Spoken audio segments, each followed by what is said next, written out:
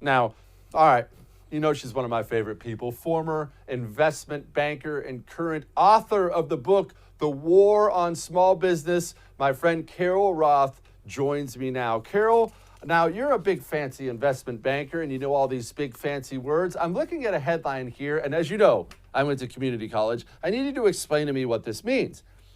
A key measure of inflation accelerated to a faster than expected 3.1% annual gain in April, which puts us at a 29-year high. Now, Carol, I know that sounds bad, but I don't know what any of the rest of those words mean. Please explain.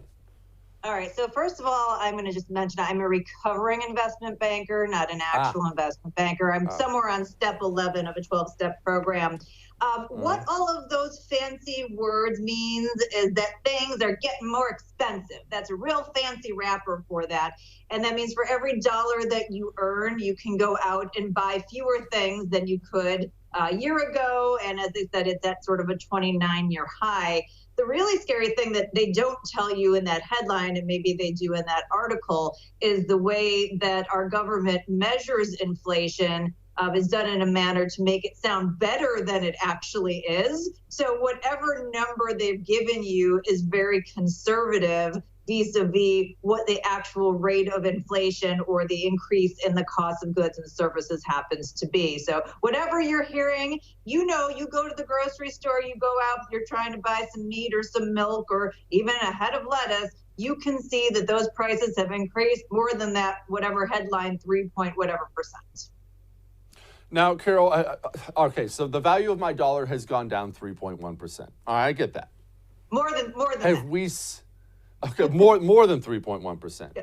Have we seen, as this rolls down through the supply chain, do we see this instantly? Is there still more pain coming? Is there still more inflation coming? If inflation stopped today, am I going to still see more price increases? How long does this process take? So there's what's called transitory inflation. I feel like this is a Sesame Street segment. Transitory, boys and girls, which means temporary. And then there's the long-term inflation.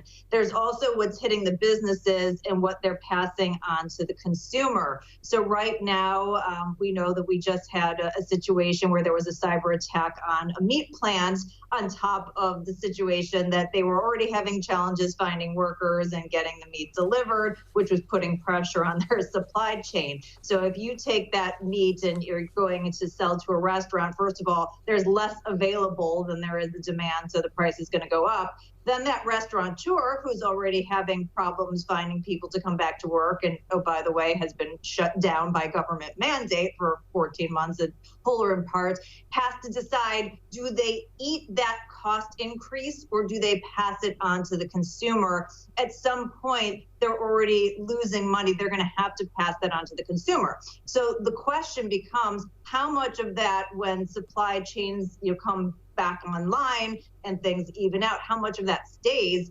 And I would say at least the wage piece of it, particularly because the government has been competing with businesses for employees, teaching people that it's okay to stay home and the government's going to pay you, doing unemployment bonuses, and then also trying to artificially increase wages through minimum wage increases in some states and whatnot. That's going to put wage pressure on that I think is going to last a long time. So part of it is probably temporary, and that could be 6 months temporary, 9 months temporary, but part of it is probably here to stay, and it was done by government mandate.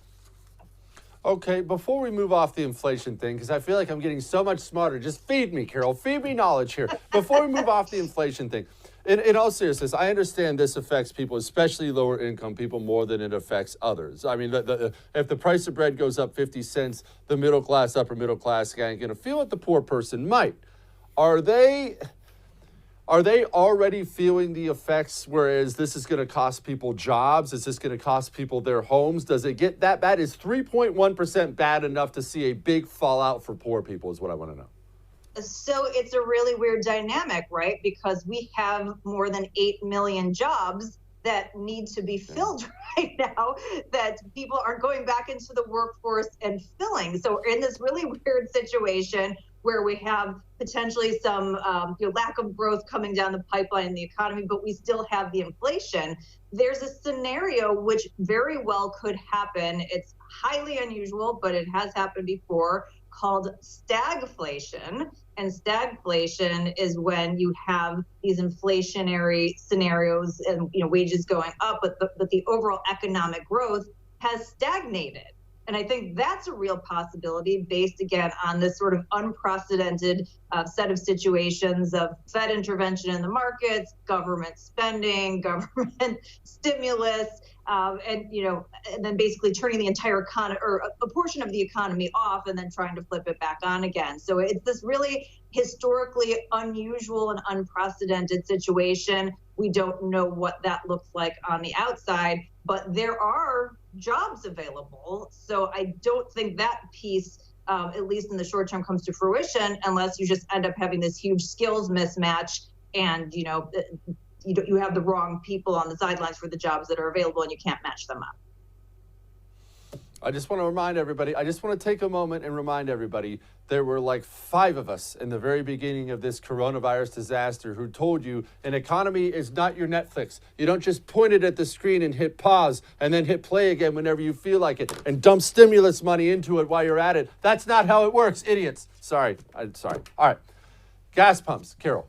Okay, the gas price increase, is that still from this hack job? You mentioned the meatpacking hacking. By the way, the meatpacking hacking is 20% of America's beef production, I should point out to people. So get ready. We're going to feel that. Are we still seeing gas prices because of the hack job? Is it because of the hack job in the White House? Why do we see this?